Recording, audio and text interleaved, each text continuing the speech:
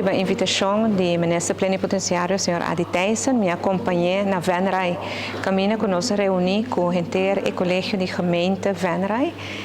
riba diferentes possibilidades de cooperação entre Aruba e Venray. Isso aqui não é algo que cai riba mês, nós trabalhando bastante tempo riba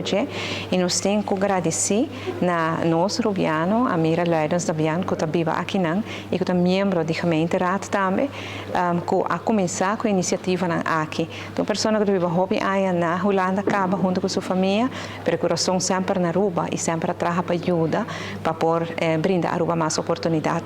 A mim por reunir com o inteiro colégio e me sabia que não está somente interessado e entusiasmado para trabalhar junto com a Aruba, já não identificar alguma área na cava, área de intercâmbio econômico, área cultural,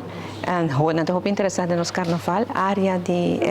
estudo, nós temos na Universidade de Maastricht, tudo cerca, pero não temos também instituto aqui na mês que está papiando cava com Stichting EPB na Aruba, que é área com mais os meus brindam nos jovens a oportunidade.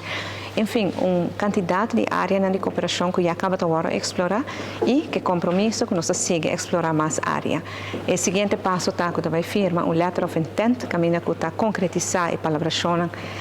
para seguir trabalhando junto com o Venray. Me quero agradecer especialmente ao colega Adi Thijssen, ministro plenipotenciário, e sua equipe, que trabalha muito duro aqui, e eu vou mirar, verdade, eu vou trabalhar duro com coração grande para Aruba, para lograr coisas grandes.